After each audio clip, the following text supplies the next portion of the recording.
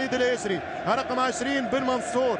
وسط الميدان الارتكاز 19 خالد المولي، 4 حسين الراقد، قدامهم 13 كريم العواضي، ثم وجدي بوعزي على اليمين، على اليسار النمس تشوفوا فيه يوسف المساكني، هو 15 المجرم جوزيف ياني كينيانج.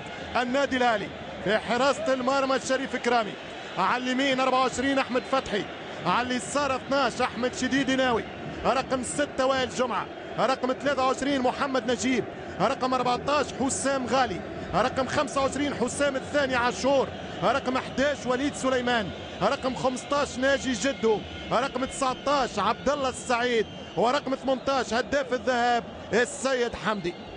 هذا طاقم المباراة للمباراة النهائية لكأس أبطال أفريقيا 2012 في رادس بوشعيب الأحرش المغربي.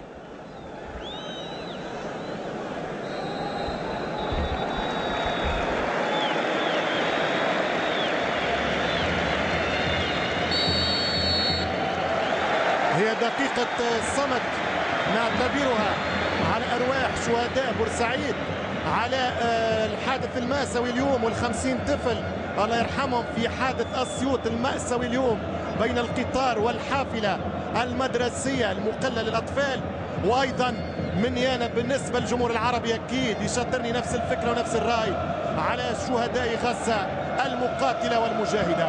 بسر الفاتحة ننطلق بنتيجة ذهاب 1-1. نبدأ الترجي الرياضي في يوم تو بي اور نوت تو بي من أجل الثالث كؤوس الشامبيونز ليج، والنادي الأهلي يلعب بحكم التاريخ النهائي التاسع في أمجد الكؤوس من أجل جوهرة السابعة. إذا كل شيء جاهز، كل شيء بدأ، كل شيء ينطلق في لحظات بصافرة المغربي في هذا الكرنفال العربي بوشعيب الأحرش. بسم الله ننطلق في قمة الأشقاء النهائي المصري التونسي هنا في استاد رادس.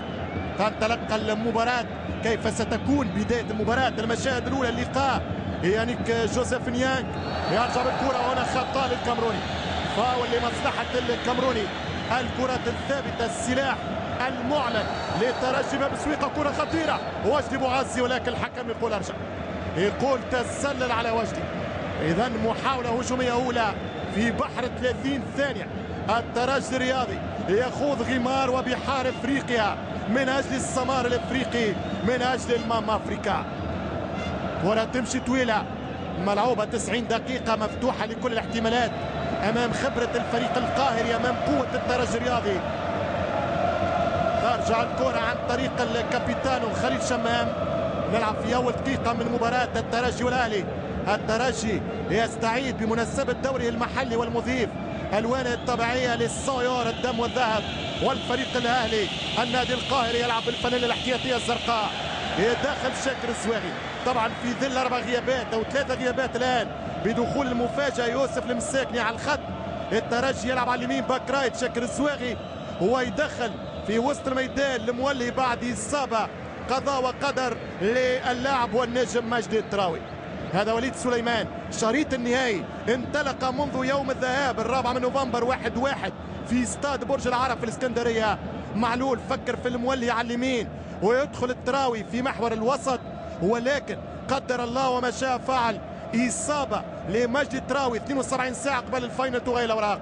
كيف سيكون اداء المساكني؟ النمس يحط الكره ليانيك، يدخل نيانج، كره في تماس ورميه جانبيه. مباراه شد عصبي، مباراه توتر. من سيدخل بسرعة في أجواء الفاينل ستكون له المبادرة على الأقل على مستوى تنافس الشوط الأول. كرة تخرج من أحمد فتحي وسط الميدان. الترجي يحاول يكرر السيناريو مع زامبي، سيضغط على الفريق الأهلاوي في بداية الماتش، ثم سيفكر كيف يسير اللقاء حفاظا على هدف غالي لوليد الهجري. المساكني أو اللمسة، ترجع الكرة للترجي الرياضي التونسي.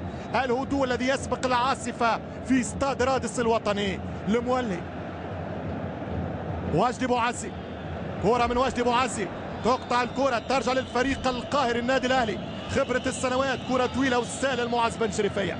كرة ترجع السهل المعز بن شريفية 22 سنة الحارس الأول للترجيين. كرة من بن منصور اللي يسجل وهم من الترشح في السيمي فاينل التاريخي على مازامبي بهدف. مباراة تبدأ واضح الشد العصبي على الفريقين، اللمسة ما تمشيش في مكانها، هو الباس غالطة من الفريقين. ترجع الكرة لمحمد نجيب، يرجع لابن الوحش كرامي، شريف كرامي حط كرة نجيب، محمد نجيب يضغط كريم العواضي، يكمل مع شريف، كرة تمشي طويلة للفريق الأهلاوي، كرة لمن الراسية ترجع بالراس وخط على وليد الهشري، خطأ ضد الترجي الرياضي التونسي يستفيد منه النادي الأهلي. حوار مدربين، معلول البدري، حوار نجوم، هو صراع وسط ميدان، عملية دفع كانت واضحة على اللاعب ناجي جدو من قبل بن منصور، وكرة ستؤمن للنادي الاهلي. تمشي كرة خطيرة للفريق الاهلاوي، انطلاق المباراة بكرة وريتم للنادي الاهلي عن طريق الاطراف، خطورة وليد سليمان اللاعب القادم من بتروجيت، كرة تمشي مرة اخرى النادي الاهلي لكن سهلة، ترجع مرة اخرى مؤمنة من الترجي في كرة طويلة يلعب على يانيك نيانج ولكن الكرة مقطوعة. الترجي لحد الان يبدا في شكل دفاعي، ممكن يستثمر مساحات النادي الاهلي، يحاول يبدا مهاجم منذ الانطلاق لتعويض هدف الذهاب، هدف وسيناريو مطلوب مفروض على كتيبة البدري تعويضه. كرة ترجع السهلة للحارس بن شريفية. نلعب 4 دقائق لعب في الشوط الاول. الاهلي تاريخيا يلعب النهائي رقم 17 في تاريخ كؤوس افريقيا بين كاس الابطال والوينرز كاب وكاس الكؤوس او كاس السوبر. النادي الاهلي تاريخيا خسر مرتين فقط الفاينل، في كاس الابطال عام 83 ضد اشانتي كوتوكو، وعام 2007 الماتش الشهير في نوفمبر ضد ليتوال.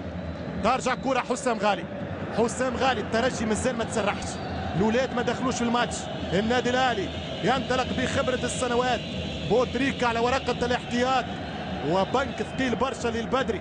كرة خطيرة يمشي يانيك نيانج، يضغط يانيك صعبة وتخرج سليمة من محمد نجيب. ترجع كرة من وجدي بوعزي، صعب الكنترول على وجدي، بادل بتوتر الترجي وخاصة بوعزي في هذا الرواق اليمين.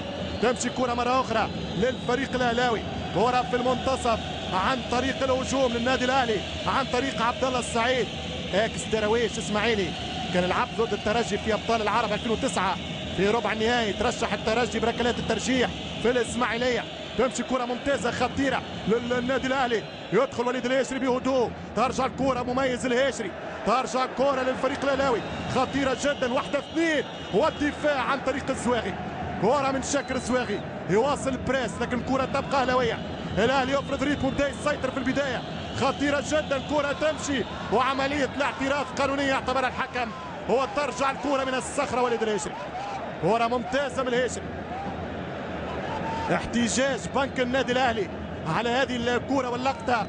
ترجع الكرة من شديد ناوي، كرة مرة أخرى للترجي الرياضي المساكني، يوسف المساكني حصل فاول، يوسف المساكني بأي ثوبة سيكون على المستوى الجاهزية البدنية، نعرفوا الزاد البشري والمهارات الكبيرة المساكني يمشي بالكرة مرة أخرى الترجي عن طريق المنتصف لمولهي، خالد المولهي، وليد الهشري في 6 دقائق لعب من الشوط الاول، كره طويله ليانيك نيانج، يلزم اليوم يكون في يومه، وحش افريقيا ما سجلش من شهرين، يانيك نيانج يلعب على ركنيه، يمشي يانيك خطيره جدا لو تستثمر صح، يمشي الكامروني معاه وائل جمعه، الصخره الاهلاويه يخرج كره 1-2 لكن في سوء تفاهم، فتسرع من الترجي الرياضي في الباس، كره مش سليمه، يتدخل الهشري بثبات، كره اوت للنادي الاهلي.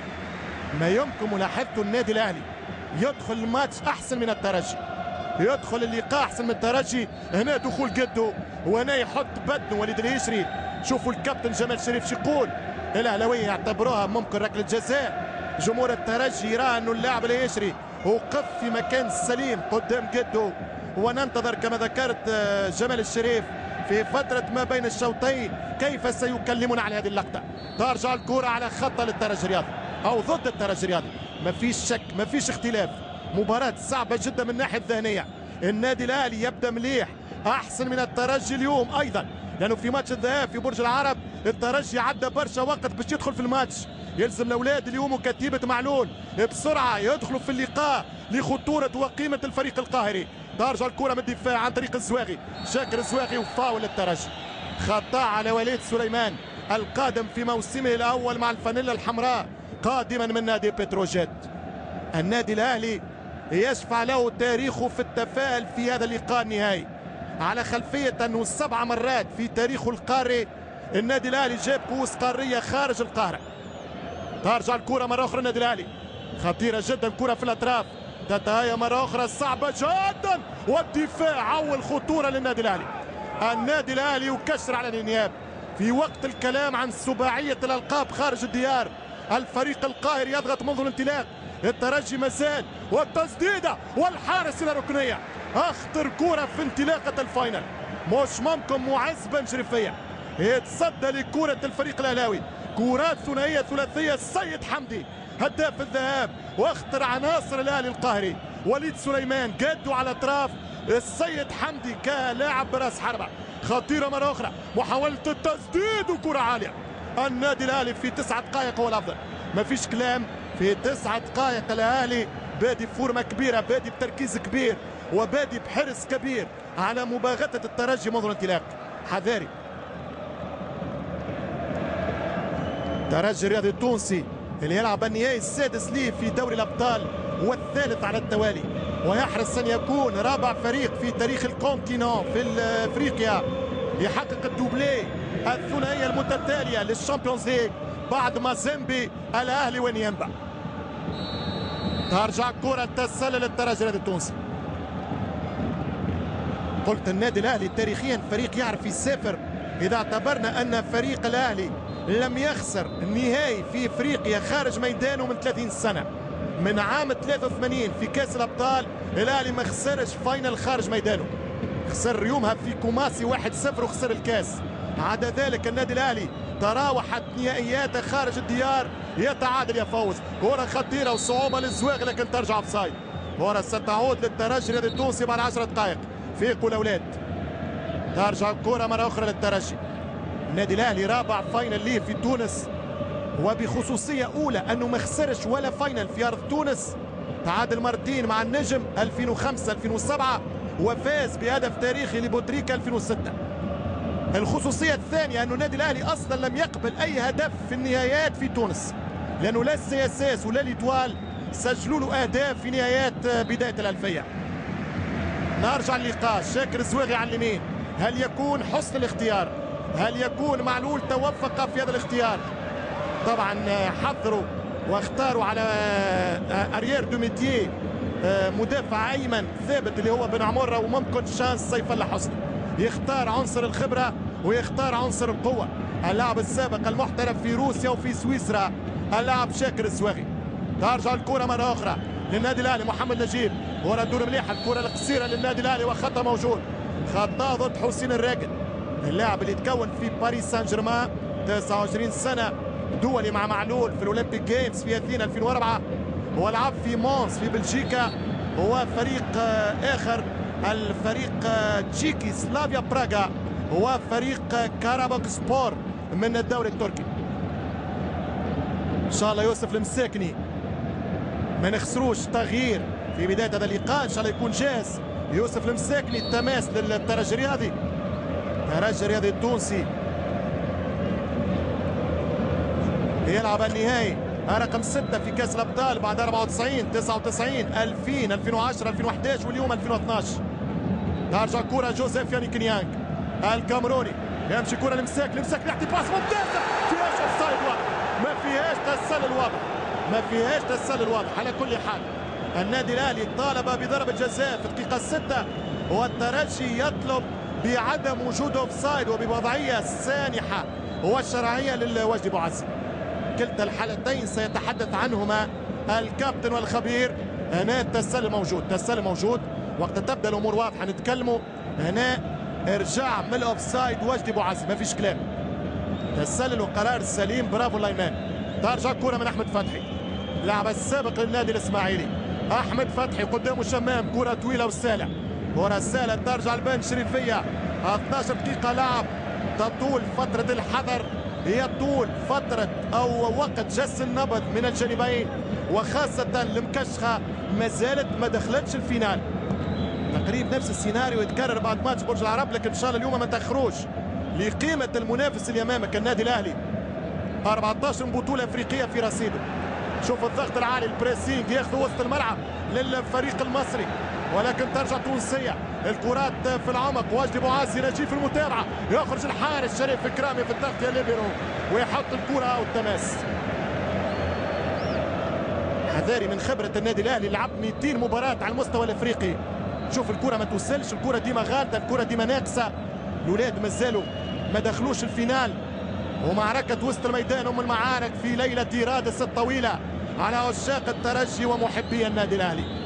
النادي الاهلي 200 مباراه في تاريخه بدوري الابطال، حقق خلالها 99 فوز. ترجع الكره مره اخرى على خطأ لفريق النادي الاهلي الوليد سليمان في الشريط النهائي. ممكن 3-4 احداث مهمه يوم الجمعه رسميا يتاكد غياب السيد معوض على الفاينل الجمعه للاسبوع الاول. في الاسبوع الثاني يوم الاربعاء يتاكد غياب اللاعب مجدي الدراوي لإصابة في التدريبات. ويوم الجمعة وفجر السبت معلول يقرر خلاص سيبدأ بالمساك. ترجع الكرة مرة أخرى لخطأ للنادي الأهلي، خطأ للفريق الأهلاوي. حذاري من الكرات الثابتة. النادي الأهلي أيضا من الفرق اللي تسجل بالبالاريتي، هو فريق يعتبر خطير على الكرات الثابتة. التعادل يسيطر على مواجهة اليوم، والتعادل يسيطر على مواجهات الاهلي والترجي على 11 لقاء 6 مباريات انتهت بالتعادل. هذا هو حسام البدري الذي يريد دخول التاريخ كثالث مدرب مصري بعد الجنرال محمود الجوهري المرحوم وانور السلامه يربحوا كاس الانديه البطله مع فريق النادي الاهلي. عام 82 الكاس الاولى كانت بقياده الجوهري الجنرال، وعام 87 امام الهلال السوداني الكاس الثانيه كانت بقياده انور السلامه. فليدخل البدري التاريخ كمدرب ثالث في تاريخ القلعه الحمراء يحقق كاس الابطال والشامبيونز ليج. عبد الله السعيد يمشي، عبد الله السعيد كره ثابته وسهله للحارس، كره ترجع عن طريق معز بن شريفيه في اول ربع ساعه. النتيجه بيضاء 0-0. ممكن نقول الترجي تكتيكيا يقبل في اللعب، يلعب على الكره الطويله مره اخرى، كره في ظهر اللاعب مش ممكن، لكن خطا اخر من النادي الاهلي.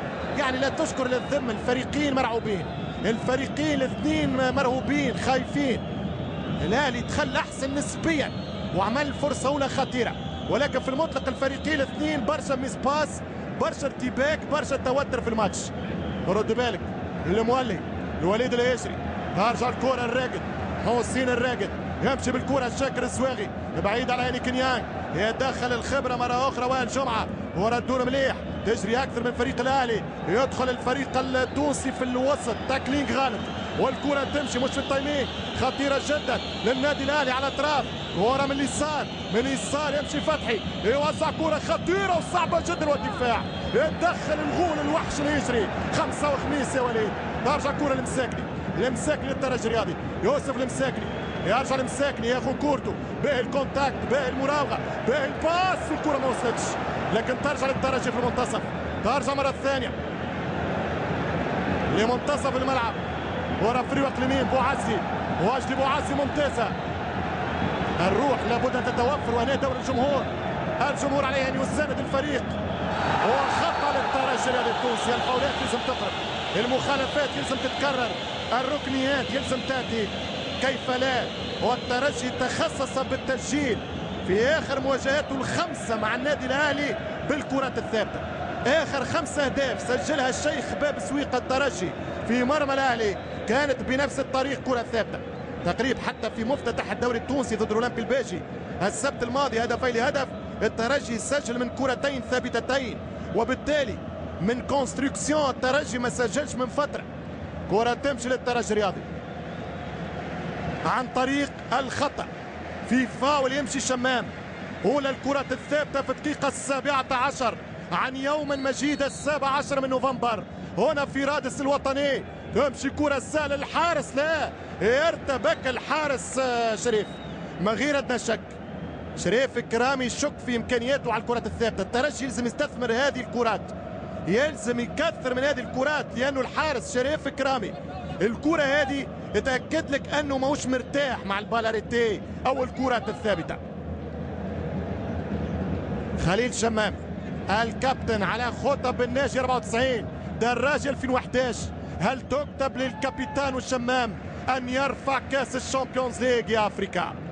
كرة تمشي بالمنصور، بن منصور لوليد، وليد الهاشري، كرة غالطة، كرة ترجع للنادي الأهلي رد بالك يحس النادي الاهلي انه الترجي مش في يومه. تمشي كرة مرة اخرى للتسديدة القاهرية وبرا. كرة اوت. النادي الاهلي افضل، ما فيش كلام. النادي الاهلي اخطر واقرب، ما فيش نقاش. هذه الكرة متاع حسام غالي. حسام غالي اللي عمل تجربة خليجية في فينورد روتردام، ولكن نجوميته انطلقت من هولندا لما لعب في الكبير الهولندي فينورد روتردام. ترجع الكرة مرة أخرى لفريق الترجي. العواضي، وينه العواضي؟ مش ظاهر. وينه وسط الميدان؟ يتقدم شوية، يطلع بكران. ترجع الكرة مرة أخرى عن طريق الراقد. الراقد وليد الهشري. رد بالك، وليد الهشري يلعب كرة وفي التماس. اوت للنادي الأهلي، اوت للفريق القاهري في مباراة اليوم. النادي الأهلي 17 نوفمبر 2012. يتفائل الأشقاء في مصر بهذا اليوم باعتبار 17 من نوفمبر 89 تأهلوا المونديال بهدف حسام حسن 20 سنة يومها في مرمى الخضر الجزائر في مصر. و17 نوفمبر 2001 في الشامبيونز ليج سيمي فاينل ربحوا الترجي بهدف سيد عبد الحفيظ في المنزل. ترجع الكرة للترجي الرياضي، خطيرة جدا الكرة الثابتة. يمشي العوادي ما يوصلش الكرة، وصلوا الكرة الأولاد، مش معقول. ترجع الكرة مرة أخرى، كرة ترجع 1-2 خطيرة جدا. يضرب وسط ملعب الترجي لكن ترجع التغطية. الكرة بعيدة تمشي عن طريق سيد حمدي. سيد حمدي يبعد على بالمنصور، خطيرة جدا. سيد حمدي وكرة على القائم الثاني الصعبة. كرة على القائم الثاني الصعبة حقيقة، ماتش ناري. والكرة تمشي عن طريق عبد الله السعيد. عبد الله السعيد الأهلي حسام غالي. كرة يسبق شمام فيها أحمد فتحي. ترجع الكرة من فتحي، كرة للفريق القاهري 1-2 ممتازة جدا وخطيرة، والفرصة تضيع. فرصة كبيرة ضاعت على اللاعب عبد الله السعيد. الاكس من الدراويش. هذه الكرة خطيرة، الدفاع يعاني. الأهلي أخطر، الأهلي أفضل في 20 دقيقة لعب من الشوط الأول. هنا السيد حمدي، هنا الهيشري وحده من غير مراقبة يضرب اللاعب عبد الله السعيد، ولا يسعد الملايين العاشقة للفانيلا الحمراء. حذاري، رابع مرة في نهائي الأبطال تنطلق مباراة العودة بنتيجة 1-1 في الذهاب. فقط 2001 في الذهاب خارج ميدانه الأهلي ربح البطولة، لأنه التاريخ يقول أنه عام 70 أشانتي كوتوكو و2006 السي اس اس خسروا البطولة بعد ذهاب 1-1. لذلك يلزم يرد بالنا، نعرف قيمة المباراة وقدرات كل فريق، قدرات المنافس، ولكن أيضا ندرك حجم وإمكانيات فريقنا القادر على تحقيق الحلم للملايين. ترجع الكرة للنادي الأهلي، محاولة التسديد وكرة برا، كرة برا. النادي الأهلي ماسك اللعب، ما شكل الخطورة الواضحة على مرمى الحارس بن شريفية، لكن السيناريو يقلق، السيناريو يخوف. هو الكوتش سبيشال تو نبيل معلول يحاول أن يوقف فريقه صحيح، أن يوجه فريقه الصح. 21 دقيقة لعب في الشوط الأول، النتيجة ما زالت بيضاء 0-0 في نهائي رادس. ترجع الكرة عن طريق حسام غالي. ترجي لازم يفكر في الانتصار والتسجيل، لا يفكر في حفاظ 0-0 يؤمن له اللقب الغالي، لأنه الأهلي قادر على التهديف بأي لحظة. كرة بعيدة من أحمد فتحي تتهيأ للترجي الرياضي. أتكلم عن البنك في دكة البدلاء للنادي الأهلي، هناك عديد الورقات الاستراتيجية، بركات وخاصة بوتريكا وعماد متعب. بالنسبة لفريق الترجي عنده إيهاب المساكني وخاصة البلايلي. ترجع الكرة لشاكر الزواغي باك رايت. شاكر الزواغي نوصلوا كرة يا الأولاد، نلعبوا كرة يا الأولاد. ترجع كرة مرة أخرى، رد بالك من مكانك، يرجع الزواغي ممتاز. لا ما فيش فاول في رايت، بوشعيب الأحرش الحكم المغربي اللي يزفر ثالث لقاء للنادي الأهلي، ما خسرش معاه في الماتشات الأولى، ويزفر ثاني ماتش للترجي. هو لقاء أول كان انتصر فيه الترجي 3-2 على الشلفاوة في أوت الماضي. وليد سليمان، تمشي الكرة عن طريق حسام غالي. حسام غالي تتهيأ مرة ثانية في اليمين عن طريق اللاعب أحمد فتحي. الآن يضغط الترجي الرياضي، يستخلص كرة العواضي. العواضي يفيق شوية والكرة تمشي مرة أخرى. نحس أنه وسط ميدان النادي الأهلي خلال المباراة في هذه البدايات، ولكن العبرة بالخواتيم. ترجع الكرة مرة أخرى لفريق النادي الأهلي. إذا سيناريو ماتش مازيمبي لم يتكرر على مستوى أن الترجي هو اللي يضغط وهو اللي بادر هجوميا. الترجي الآن يختار أنه يسير المباراة بهذه الطريقة التكتيكية، هي خيارات مدرب في رأيي. لم يفرض واقع على الترجي، ولكن اختيارات معلول. ترجع الكرة عن طريق يانيك نيانج، يانيك نيانج يوصل الكرة عن طريق المساكني، المساكني يمشي يوسف هداف الترجي بالبطولة 5 أهداف، المساكني يسدد كرة يوسف لكن برا، كرة برا ترجع اوت، ضربة مرمى للحارس شريف كرامي. هذا هو يوسف المساكني، يرجع بعد عملية جراحية على الزايدة الدودية، تدرب فقط يوم الخميس ثم يوم الجمعة، ثم كان الزج به اليوم في النهائي. الاختيارات فنية والاختيارات معنوية. ترجع الكرة مرة أخرى عن طريق معز بن شريفية، شوط أول يسيره الترجي. إذا نصلح وقفتنا، إذا نصلح أغلاطنا، إذا نوصل كرة صحيحة، إذا نجازف شوية هجوميا الترجي بإمكانه يخرج السلامات من هذا الشوط الأول على الأقل. ترجع الكرة مرة أخرى للفريق الأهلاوي، شونجمون دو ريتم، تبديل ريتم كبير، تمشي الكرة للسيد حمدي وبن منصور، يرجع مساندة ممتازة الشمام والتماس للنادي الأهلي.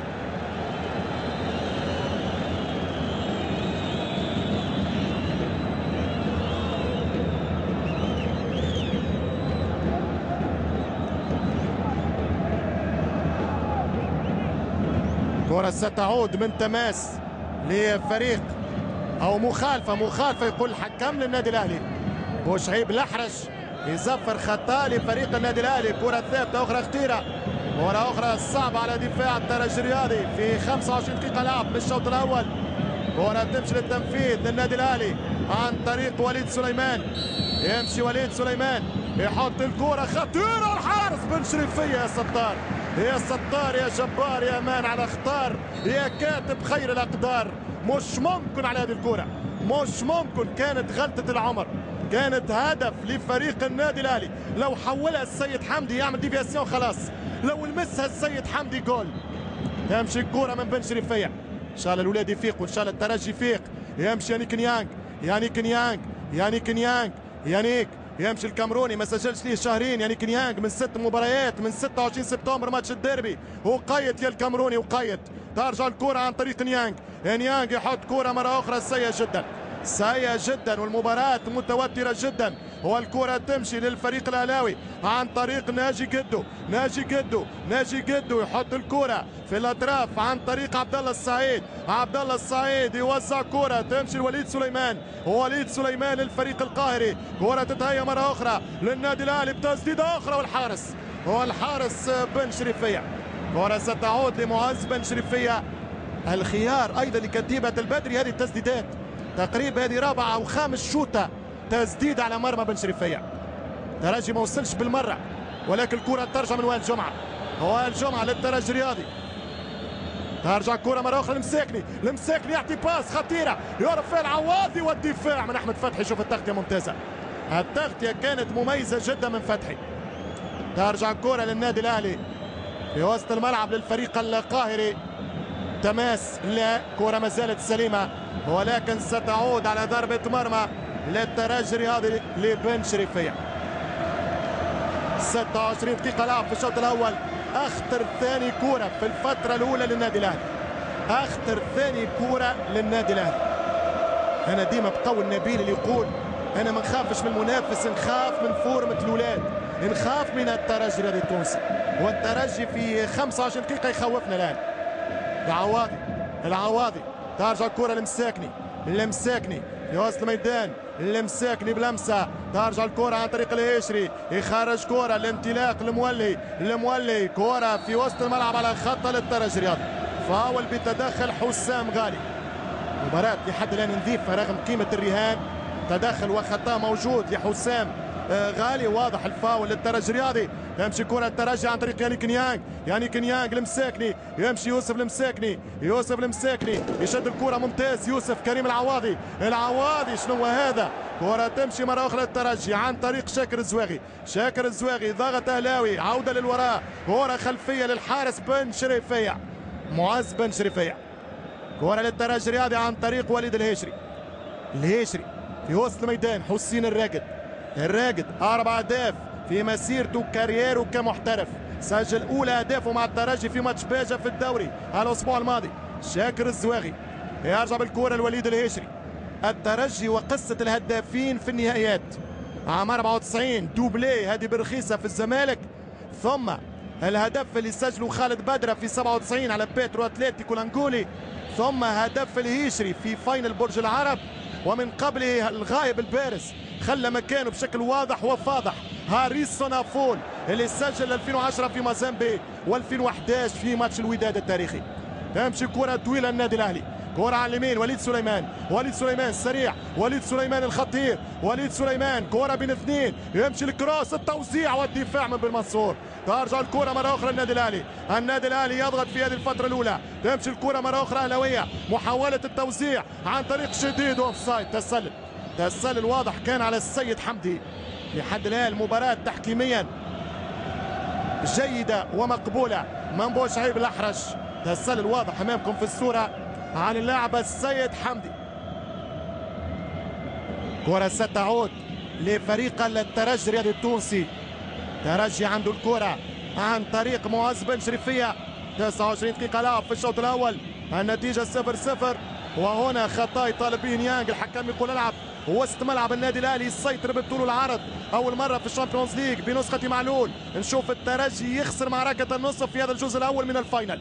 ترجع الكره مره اخرى للنادي الاهلي، كره لفتحي، فتحي يحط كره حسام غالي، ترجع الكره مره اخرى عن طريق شديد يمشي بالكرة في الرواق اليساري، 1-2 الهيشري يتدخل، التوزيع توصل صعب على دفاعات الرياضي مرة أخرى في منطقة الوسط، وكرة للترجي المساكني يلعب كرة يعرف فيها يعني هيك، لكن التغطية ممتازة، الراسية كانت عن طريق وائل جمعة. ترجع الكرة مرة أخرى للترجي الرياضي، شمام شوف الضغط والتماس لا مازال في الملعب، كرة تمشي صعبة الآن، رمية جانبية خارج الكرة، وليد سليمان اللي ما تدربش الاسبوع الاول مع الفريق الاهلاوي.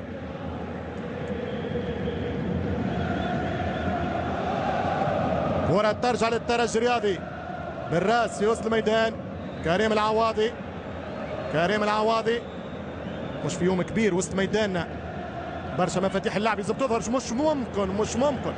مش ممكن هذه هدية، والتسديدة ايضا برعونة كانت من المهاجم الاهلاوي. شوط اول نسبيا الاهلي افضل، اخطر واكيد انه عنده البوسيشن نتاع الكره. الترجي الرياضي التونسي سيحاول ان يستثمر الكره الثابته، 8 اهداف على 22 سجلها الترجي في هذه البطوله في نسخه الشامبيونز ليج 2012 كانت بالكره الثابته، يعني 40% تقريبا من اهدافه. كره من كريم العواضي، ترجع كره لمولي، يشدوا الكره نرتاحوا الاولاد، ترجع الكره شبيكم مقبوضين اليوم، ترجع الكرة عن طريق الراقد لمولي وكرة في خطأ للترجي الرياضي. طبعا رفع رجل كان يعتبرها الحكم بوشعيب الأحرج.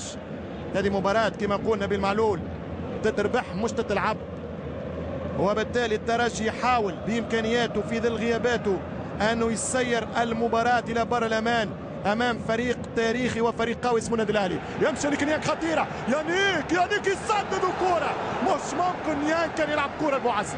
في رأيي هذه كانت أنانية المهاجم، هذا يعني الشعور الطبيعي الغريزي بتاع الفرود المهاجم اللي يسدد مباشرة وما يلعبش كرة عرضية لوجدي بوعزي. فرصة كبيرة والكرة ترجع عن طريق شاكر الزواغي، تماس شاكر الزواغي، كرة في الاوت، رمية جانبية للنادي الأهلي، أخطر كرة للترجي الرياضي، الترجي بإمكانه أن يسجل.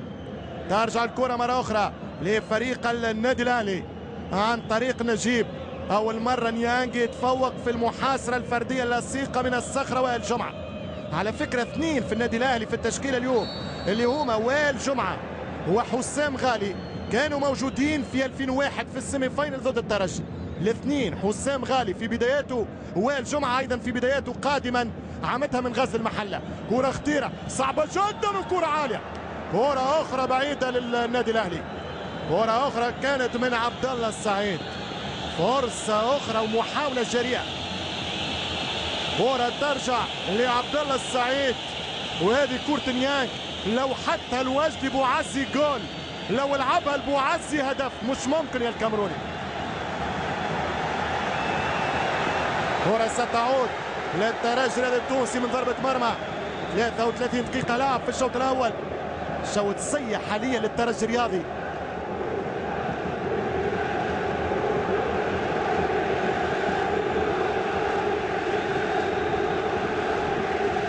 كرة ستعود لفريق الترجي التونسي.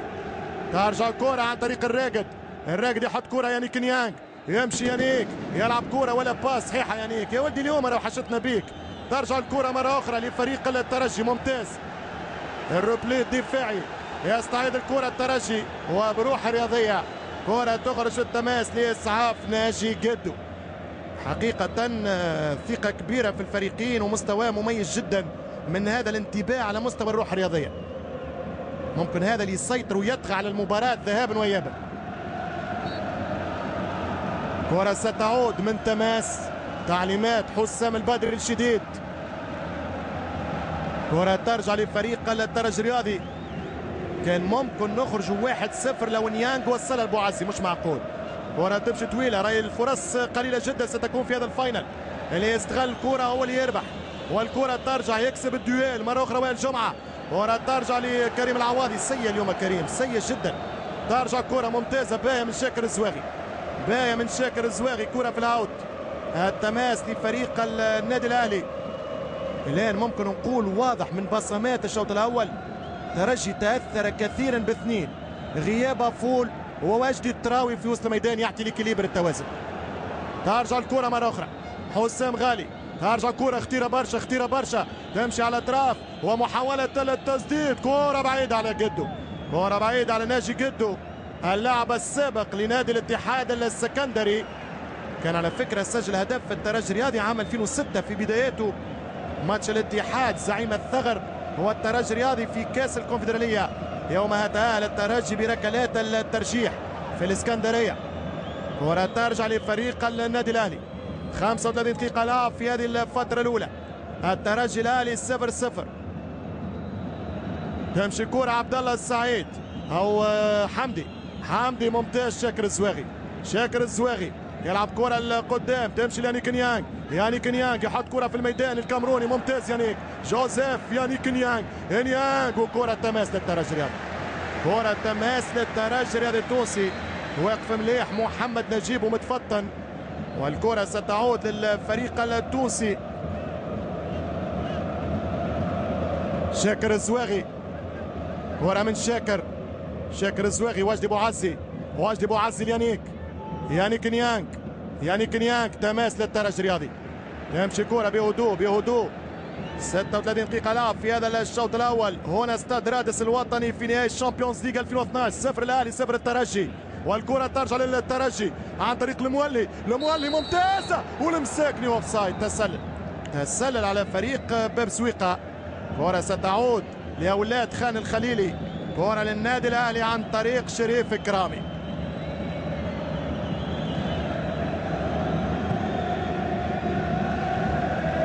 تسلل عند الباس أيضا موجود. كرة من وليد سليمان يحط كرة وسط الميدان. يطلع بريسي الترجي الرياضي. وائل جمعة ممكن تتغير المعطيات في الشوط الثاني بالنسبة للترجي. المهم ما نخسروش في الشوط الأول. كرة تمشي ملعوبة طويلة وكرة خطيرة من جهة الزواغي. عبد الله السعيد وشاكر ممتاز. شاكر والكرة من وجدي بوعزي يلوحوا في الكرة ليانيك نيانج يعمل كوفرتور ممتازة يانيك. وكرة في المنتصف العواضي في خطأ على النادي الأهلي. فاول واضح لكريم العواضي. خطأ على حسام عاشور لاعب الخبرة امامكم. حسام عاشور لعب 7 مباريات في 3 مشاركات مونديالية مع النادي الأهلي 2005 2006 2008. الأهلي من أجل رابع مونديال والترجي من أجل العودة في اليابان. كرة يحاول يستفيد منها الترجي من كرة ثابتة المساكني. كرة من يوسف المساكني. كرة ما توصلش. ترجع مرة أخرى للفريق القاهري. حذاري وكرة سهلة عند الحارس. ترجع بن شريفية. معز يحط الكرة عن طريق الراقد يوصل كرة لمن للترجي الرياضي عن طريق شاكر الزواغي. كرة تقطع في وسط الملعب على اللاعب يوسف المساكني. الترجي كانوا يلعب 10 لاعبين. اكيد البلالي باش يعوض المساكني في الشوط الثاني. لكن يوسف عنده كرة جيبها بالجرينتا يا ولد.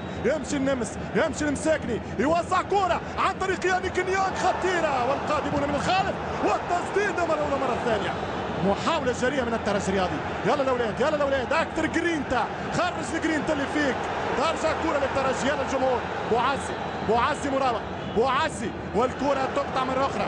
هو خطا اخر من النادي الاهلي. ماتش غريب، شوط عجيب، شوط مثير مريب. يمشي المساكني على الرواق اليمين، المساك للترجي، المساك لمراوغه، سهوله المراوغه ثم التوزيعه، يرجع يوسف باهيه، كره في وسط الميدان، رد بالك الراقد، كره ترجع على خطا للنادي الاهلي او للترجي الرياضي.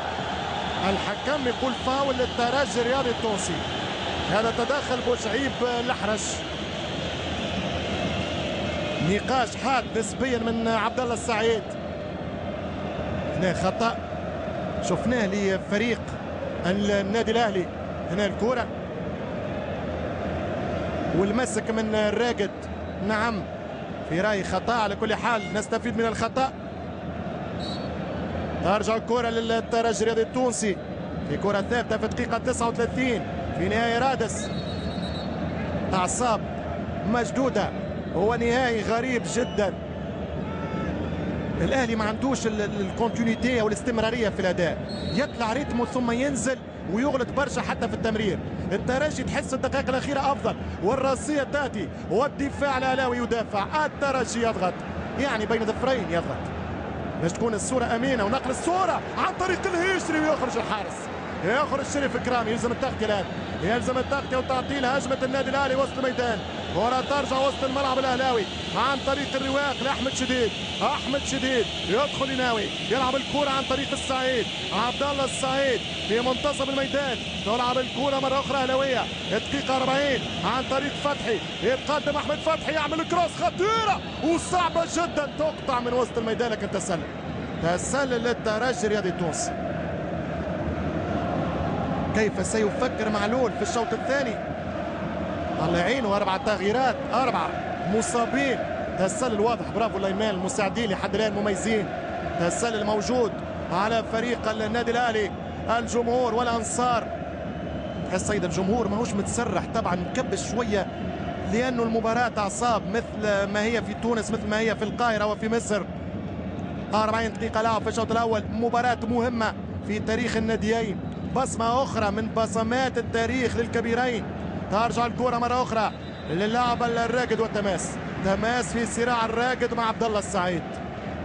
إن شاء الله يتحسن أداء الترجي في وسط الميدان في الفترة المتبقية من هذا الشوط، ثم في الشوط الثاني. في الشوط الثاني نتصور معلول باش يلعب ورقة البلايلي بديل يوسف المساكني، ثم ممكن إيهاب المساكني بديل لكريم العواضي في فتره من فترات الماتش. انت وصير اللقاء والنتيجه، بينما هنا كره ترجع للنادي الاهلي.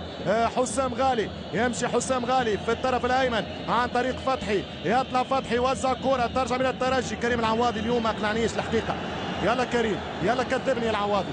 ترجع الكره مره اخرى لفريق النادي الاهلي، كره اهلاويه، تمشي الكره عن طريق جدو يبعد على وجه بوعزي، يوزع كره وترجع من الجول الوحش الهجري.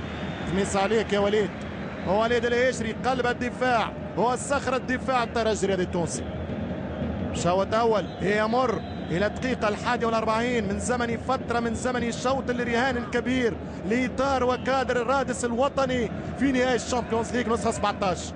بوعزي ممتاز، يلا عواضي، يلا كريم، يا رب يكرمنا. يمشي كريم العواضي للمساكني يعمل اللعب نتاعو، لكن الدفاع متفتن طبعا، ناقص القوه البدنيه، القوه التوغل بالنسبه ليوسف طبيعي جدا.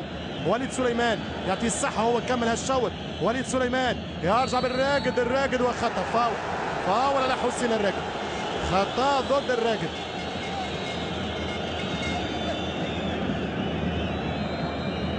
من شريط النهائي ايضا في وسط الاسبوع حصه الخميس كان حقيقة انسجام وتناغم من مكونات المجتمع الرياضي في تونس، رؤساء الأندية ورؤساء الفرق من كل الرابطات الهاوية والمحترفة جاءت لحديقة الترجي، الحديقة باء، لمساندة نادي الوطن. تمشي الكرة للنادي الأهلي، كرة من وليد سليمان على القائم الثاني بعيد اوت، ضربة مرمى للترجي الرياضي التونسي. شوط أول تكتيكي، شوط أول الترجي لا يخسر فيه رغم انه كان في عديد الفترات في ثلثي الفتره الاولى السيئه، لكن ان شاء الله ثقتنا كبيره في الكوتش سبيشال 2 نبيل معلول انه في الشوط الثاني الترجي باش يكون غير، الترجي باش يكون غير باش يتخلص من الضغوط الجمهور، باش يولي يحس الكاس تقرب، المباراة ستلعب للخواتيم، هذا متفق عليه، هذا متفق عليه. هو كرة ترجع للنادي الأهلي، ترجع الكرة مرة أخرى لوية السيد حمدي، السيد حمدي خطيرة جدا، السيد حمدي والهدف الأول، هو الهدف الأول النادي الأهلي عن طريق ناجي جدو، عن طريق ناجي جدو في وقت قاتل في الدقيقة 43. النادي الأهلي يتقدم 1-0 ويقلب مصير البطولة. 1-0 للنادي الأهلي على التوغل من اللاعب سيد حمدي، يحط الكرة لناجي جدو، هو جدو في المرمى جول. 1-0 تقدم منطقي للنادي الأهلي، 1-0 للفريق القاهري. هنا الكرة الطويلة، هنا الخطا في الدفاع وراء المدافع الهشري، سيد حمدي يعمل اكسلراسيون، يهرب على الهشري، يحط كرة في طبق والتسديدة ممتازة، ولاعب الخبرة جدو يفتح بوابة التسجيل. إذا 1-0 للنادي الأهلي في الشوط الأول في وقت قاتل. في الفترة الأولى النادي الأهلي يسجل هدف التقدم. الحقيقة روح انتصارية كبيرة لعب بها الفريق المصري في هذه الفترة الأولى في هذا الفاينل. كرة ممتازة جدا وملعوبة بأمان، وهي تعانق الشباك ليتقدم الأهلي 1-0 عن طريق جدو. ترجع الكرة من المساكني، المساكني للترجي الرياضي، كرة وجدي بوعزي، مازالت المباراة طويلة، الترجي صحيح سيركض وراء التعادل لكن لازم يهدي أموره. ترجع الكرة مرة أخرى في وسط الميدان عن طريق الشمام، شفناش الأطراف. ترجع الكرة مرة أخرى للترجي الرياضي عن طريق يانيك نيانغو، كرة بعيدة، كرة بعيدة من غير أدنى شك. مشكل كبير هذا اللقاء، صعوبات واضحة جدا. في الشوط الأول تفوق الأهلي تقريب في كل الخطوط، هو هدف التقدم عن طريق جدو. 1-0 للنادي الأهلي. أكيد معنويا المباراة تتغير والحسابات تتبدل. كرة تمشي بالراس عن طريق الهشري، وفي خطأ يستفيد منه الأهلي، يعني هي صافرة بوشعيب الأحرش الحكم المغربي، خطأ يستفيد منه ناجي جدو في هذا الصراع الفضائي بين الفريقين، بين اللاعبين الاثنين. حلول الهجومية توفرت أكثر، واليوم غامر وجازف ونقول توفق في اختيار التشكيلة حسام البدري، لعب بالتشكيلة الصح، خارج بوتريكا، لعب سليمان منذ البداية، هو النادي الأهلي ثقل من خلال رأس الحربة السيد حمدي، والمركز اللي يحبه اللاعب جدو اللي على الأطراف. ترجع كرة إلى ركنية، الشوط الأهلاوي هو تقدم 1-0 للنادي الأهلي في آخر لحظات الفترة الأولى. 45 دقيقة، هدف أكيد باش يعطي روح معنوية للفريق المصري، ولكن أيضا نتصور الآن الترجي ما عنده ما يخسر، الآن خلاص هذا الهدف اللي يخاف منه واللي سعى أنه ما يقبلوش قبلوا، والآن بالتالي نتمنى أنه في الشوط الثاني الترجي ومعلول يتوفقان في إيجاد الحلول. تمشي الكرة مرة أخرى من الركنية، ترجع بالراس للنادي الأهلي، هو في ذات اللحظة تأتي صافرة الحكم بوشعيب الأحرش الدولي المغربي على نهاية الشوط النهائي هنا في استاد رادس. الأهلي 1 الترجي التونسي 0. الهدف بإمضاء في الصورة أمامكم ناجي جدو في الدقيقة 43 في وقت قاتل وحساس في زمن الفاينل. الآن فاصل ثم نعود للاستوديو مع الزميل محمد سعدون الكواري.